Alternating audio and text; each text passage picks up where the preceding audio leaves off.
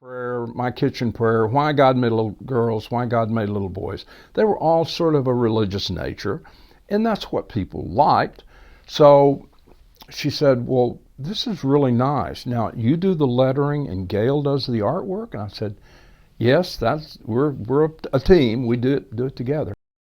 She said, well, where are you advertising? And I said, well, we haven't had any extra money to advertise. We're trying to get this thing going. So we're selling them to a little craft dealer in Irving. And she said, well, what is he doing with them? And I said, well, I don't know. I think he's selling them to other stores, but we're not advertising because we're kind of working on a shoestring. She said, well, where do you live? And we told her, gave her the address, and she gave us our card and asked for my card. So we went on and looked at the rest of the hall, and I had to get back to work pretty quickly. So 2 weeks passed, and Gail called me at work one day. She was crying. I said, what's wrong, Gail? She said, you remember that couple we visited at Market Hall? I said, yeah. She said, I just opened a letter, and there's a $150 check inside. I said, why $150 to us? And she read the letter, and the letter said something to the effect of, you can't pay this back. You have to use this to perpetuate your business. You go buy an ad, figure out a way that you can advertise to sell your prints. So I shopped around and found out who I should advertise with, and there was a craft magazine for the trade, published in White Plains, New York. I called, I bought 3 ads in 3 consecutive months, $50 an ad, for an ad about so big. And I remember putting a copy of our print, Why God Made Little Girls and Why God Made Little Boys, in that ad. And so that ad went out to thousands all over the United States of little craft stores who would, thumbing through, hopefully see our ad. So the first month, all of a sudden when that magazine arrived, we began getting phone calls and mail ordering our prints, or send us your catalog. Well, the catalog was 1 sheet of paper. It had 8 designs on it. So that launched our print business. So here we are now. I'm doing calligraphy, moonlighting still at the TV station. She's doing artwork. She doesn't have a job. We're raising a 5-year-old, 7-year-old. And so at that point, we thought, there may be something here. This is amazing. So those ads that came in, that were out there, generated business for us. And so then I had to get poly bags, and I had to get headers printed where we could stuff the print in the bag, put it on a pegboard, or sell it to the craft stores who would put it on a pegboard on the wall. So that resulted in hiring high school girls coming into our little townhouse, our little apartment in Irving. We had girls in the hall, girls in the bedroom, girls in the den, stuffing bags. And that grew and grew and grew. And so by the time I had been at the TV station almost 4 years, the print business and my calligraphy, moonlighting for the architectural design firm and other people, we found ourselves with a very lucrative pair of skills that we were selling. Then in the summer of 1972, we thought, I had just left the TV station. We thought, we got to go to New York. Everything happens in New York. Nobody said you need to go to New York and figure out how to launch a bigger business. But we went and began visiting people up there, in artists and galleries and what have you, asking questions. Somebody said, you need to go to the toy building. And so we went to the toy building down somewhere on Lower Manhattan, and met the guy who was and we were given his name, he was the head of the Hobby Industry Association of America. Every year they throw a big show, big convention. So we got the information, paid for a membership, became members of the Hobby Industry Association of America. The show was going to be in Chicago the following January. So we knew we had to be at that show. Didn't know how we were going to get there, but we knew we had to exhibit at the Conrad Hilton Hotel in Chicago, January of '73.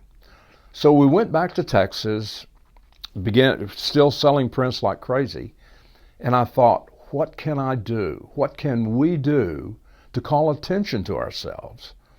Nobody knows us. I'm known in Dallas for calligraphy and beginning to be known around because of the ad. So we decided that we would get ourselves a booth, and we did.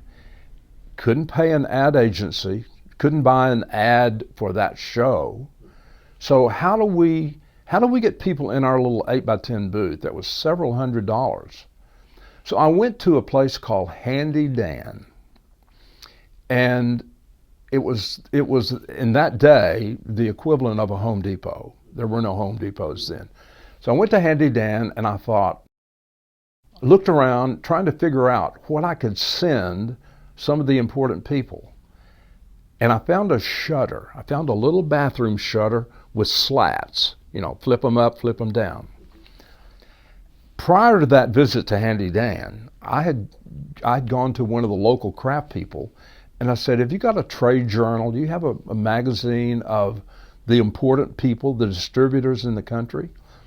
And I got a magazine, got an old issue. And I found one that had a directory of the key distributors in the U.S.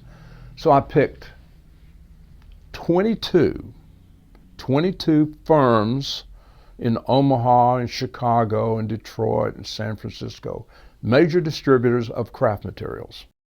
So when I got to Handy Dan, I found what I wanted to do. I bought 23 shutters. That wide, that tall, flip the vanes. So I took it back to my little studio in the bedroom at home, and I decided what I would do. I lettered a little verse on each shutter. I put the name of the recipient, you turn the shutter sideways, the name of the recipient on the top, the address on the bottom, stamp on the upper right above my little black and white photograph, and my gold seal on the other end.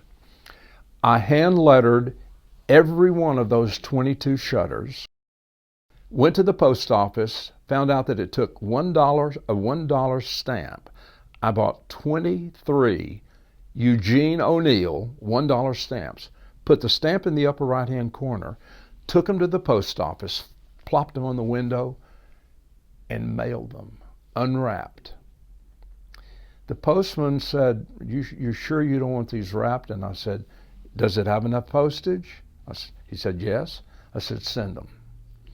So those shutters went out, and no results, no response. But I knew they got there because I didn't get anything returned, and I had good, solid addresses. So we went to the show, and we got there, got our room, got our booth set up, and I had no idea of anything other than we're at the show. But about 3 months before the show, about the time right after I had done the shutter and mailed them, as a member of that association, I get a card that says, send us your best promotional, enter the contest for the best promotional piece of 1972. So I filled out the form, and on that shutter 23, I boxed that up and put it in a box and sent it as my entry to the Hobby Industry Association of America. So they would open it up and see my mailing piece. So no word, no response. I sent it and had forgotten about it.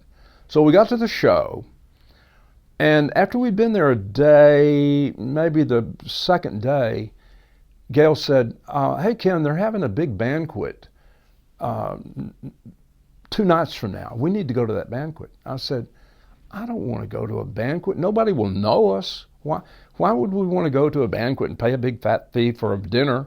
She said, no, I think we ought to go. We're kind of new in this business. We really should go. So I said, okay. So we went to the banquet. So we're sitting at our table, and the thing is going on the stage. And then they said, okay, now we're going to announce the winners of the best promotional piece for 1972. Guess whose name they called? I was called, I had to go to the stage, had the great opportunity to go to the stage, and I was presented a gold plaque for that shutter. So Ken and Gail Brown, for the 1972 Hobby Industry Association of America, got the grand prize for the best promotional piece of that year. So that got a lot of attention, launched us in front of a lot of people that didn't see the ads, but saw that here is a couple doing some cool stuff, and they have calligraphy and artwork. Nobody else was selling that. So that was our entry into that business. So the shutter, that escapade was at the 1973 show when I won that award. And then that led to other similar things. Before every show for the next 5 or 6, I did different mailings. I did a wooden cutout of my hand with lettering on it, a stamp on this side and the address on this side, and I mailed it raw through the post office. I did a shoe form, a wooden shoe last, and each was personalized to an important distributor in the industry. So that rocked on, and we continued to do shows. And by 1976, now we fast forward 3 years to the 1976 show, and we had every show that we would be at, we would see the pen people, Hunt Speedball, the people whose pen I used back in college. They would be at every craft show with a huge display of pens, inks, papers, and all that. Gail and I would be in our little booth promoting the prints, stuff like you see behind me. So in the summer of '76, after the January show, the pen people called and said, we want to talk to you. We were in Hugo, Oklahoma at that time. And so 2 vice presidents from Hunt Speedball came to visit Gail and me. We went to lunch. They had an elaborate presentation of a contract, and they said, okay, we've been seeing you at all these shows. You're well known. You say Ken Brown, and the next word is calligraphy. And so we want you to write a book. We don't have a spokesman. You obviously have it figured out. You're everywhere. People know your prints. We see you at the shows. So we would like to make a presentation to you for you to write a book. It'll be your book with our product. You certainly have a method that you're bound to know what you do enough to be able to write a book. And so they made the presentation, and in the conversation they said, now this will be a 5-year deal. We'll pay you royalties. We'll have you come to Philadelphia. We'll take your photograph, put it on the cover. We'll publish the book and make you a star. And it'll be a 5-year deal. After 5 years, calligraphy is going to go away anyway. Well, that's when the curtain dropped in my mind, because calligraphy's been around for eons and it's not going away in 5 years. That was summer of '76. So I politely said, well, let me think about it. And they went back to Philadelphia, and you know what I did? I started the book. I started the book the next day. So here I am, never having written a book, but with a good bit of experience in calligraphy. At that point, 15 years. And this international company is coming to me wanting to publish a book. How often does that happen?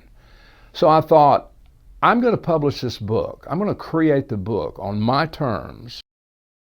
That's what they wanted me to do, was create the book. So I bought my own supplies. They were going to furnish supplies, fly me to Philadelphia for a photo shoot, picture on the cover, and the whole thing. I bought the supplies and I took the photographs, had my own little darkroom. I created a method of how I make the letters. When I make a lowercase a with a broad pen, I make the first stroke, then I make the second stroke, and then I make the third stroke, hook those together, individual elements, and I've got a letter. It doesn't take any talent to do that. You got to be able to make the squiggle. Anybody can make a squiggle. So it took me the better part of the 6 months between their July 76 visit and the January show, which was going to be in Houston, Texas. I had to present that book to them. Well, back up a little bit. When they called me in about 5 days saying, "Are you ready to sign the contract?" I said, "No, I've declined. I'm going to decline. I don't want to do that. I just don't feel." No. And they were shocked. They could not imagine why I wouldn't accept the offer. But I knew that I didn't want a 5-year deal. So then that's when I began publishing or writing the book for publication. So I figured out the method of the lowercase alphabet, A to Z, takes 14 strokes, 14 squiggles put together in the right order, make each letter. Then I did the uppercase. The uppercase letters take 12 different strokes, only 12. There are more strokes in a letter because the letter is bigger. So I put that method in print, and I had pictures of finished art. I did everything imaginable to tell the beginner, get this pen and do this with each stroke on tracing paper in the book. I had guide sheets in the book that would show how the letters were assembled, but so don't write in the book, you keep burning up tracing paper. So I got the book finished, went to my commercial printer that I had a long relationship with on the prints, so he knew I was for real. And I said, "Clarence, I want to do a book, and I want 3,000 copies. Will you print them on spec? I don't have any idea if I'll sell them, but I have a fairly good idea I will, really." So he said, "Sure, give me the artwork." So I took the artwork to the printer. And this was only about a month before the January show in 1977. So took the artwork to him, explained exactly what I wanted. He sent me a proof, marked it up, sent it back, go for it. So on the way to Houston, driving from Irving to Dallas to Houston, I stopped by the printer and I got 10 copies that had been hand stapled together. I mean, the ink was barely dry. That's how close I was. So I got 10 copies that were finished books. They hadn't gone to the bindery. They just hand bound them. We set up at the show in Houston, 1977 January, and as soon as we got set up, I lettered the guy's name in the front of the book. His name was Art. And so I put the Art's name, and I dated it and signed it and took it over to their booth once we were all set up, ready for the first day of the show. And I handed him the book, and he looked at me like, "You said you weren't going to do this book." And I said, "Well, I changed my mind. I did the book. It's the Ken Brown handbook. It's for sale, and it's exactly what you asked for, but I'm going to take the burden of publishing it, and if you want it, it's for sale. It's for sale for anyone who wants it." So he was totally puzzled. He didn't know what to think about that because I'd already turned him down. So he went away and said, "I'll see you in a little while." So he came back in a few hours that day after he had shown it to his other people, and he said, "I want a price on 2,500. Well, like magic, it's like I almost knew ahead of time what he was going to do. I ordered 3,000. He committed for 2,500 of them, and he had no idea how many I had printed. So I gave him a price, and he said, "Okay, that's great. We'll take them, ship them," gave me shipping information. So we came back to Dallas, shipped the books, And I was happy as could be. I sold the other 500 at the show to a little dealer here and a little dealer there. So I sold out my entire 3,000 press run before I even got back home. So we're plodding along and thrilled to death at a great show in Houston, Texas. And I got a phone call from the purchasing agent of Hunt Speedball. And this guy said, "Hi, Mr. Brown. We just took in your Ken Brown handbook, and I need to place another order." And I thought, wow, this is incredible. They only had them 2 weeks. I said, "Well, great. How can I help you?" He said, "I need an order. I need a quote for 10,000 books." I said, "Excuse me, say that again." He said, "I need a quote for 10,000 books." I said, "Oh, okay, great. Well, let me work that up and I'll get back to you." So I called the printer and I said, "I got an order for 10,000 books, I think. What's my cost?" He gave me the cost. I seemed like I tripled it. Phoned the guy back in purchasing, gave him the price. He said, "Okay, here's the purchase order number." Gave me the number, gave me the shipping address, and I shipped about 2 weeks later 10,000 Ken Brown handbooks to Hunt Manufacturing. Well, Gail and I were both just elated, and I knew positively that I had done the right thing. So they kept buying books. Every 3 or 4 months, they would order another 10,000 books. They had salespeople all over the United States. And on the grand scheme of things, those numbers weren't huge for national, international sales. But they were selling 10,000 every couple of months, which was just mind-boggling. So that went on that was 1977, 6 years later, in 1983, I get a phone call. They had already now bought thousands and thousands of books. "Hey, Ken, would you be interested in doing 2 pilot programs for public television?" I said, "I'd love to. Tell me more." He said, "Well, we want you to go to KOCE in Huntington Beach, California, and you got to figure this out. They want 2 30-minute pilots, and we'll just tell us what you need. Give us a laundry list, pens, paper, ink, whatever you want. We'll ship it to you, but you got to write the story. You got to produce the shows. You got to do the whole thing. Can you do it?" I said, "Absolutely." Well, I'd never done a TV show in my life like that. So I said, okay, and got the stuff. I had about 3 months to put together 13 half-hour shows. Now, on the surface, that doesn't sound like much to be excited about. 30 minutes worth of content, 13 times, different projects. Each show was project-oriented. So I had to do a greeting card. I did 13 different things, a birthday card, an anniversary card, a plaque. And each of those shows had to stand on its own, because when the shows were run, then, here's Ken Brown's calligraphy, and for 30 minutes you'd watch the program and you'd learn how to make the letters and how to do that project. So I did the 13 projects, went out and did the show, spent a week doing that one. Actually, I did 2 shows, 2 different 30-minute programs. So I came back to Dallas. About 2 weeks passed, I get a phone call from Philadelphia. "Ken, they approved it. We love it. When can you go back to Huntington Beach and do 13 programs?" I'd only done 2.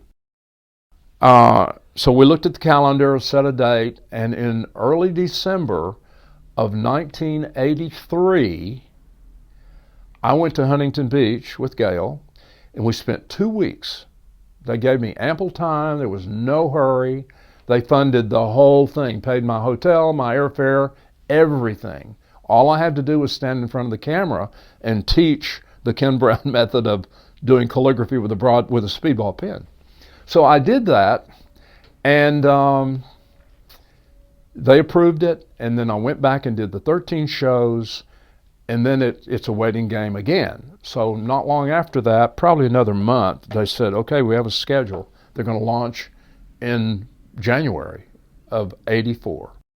So at that time, each TV station would go to the satellite and pull down programming. There was no internet then. So KOCE had the 13 masters, and they would pump them up to the satellite, and then each station would pull down the series and run it at their individual time. But I was on 100 plus. Every PBS station in the United States market had Ken Brown's calligraphy with Ken Brown on public television.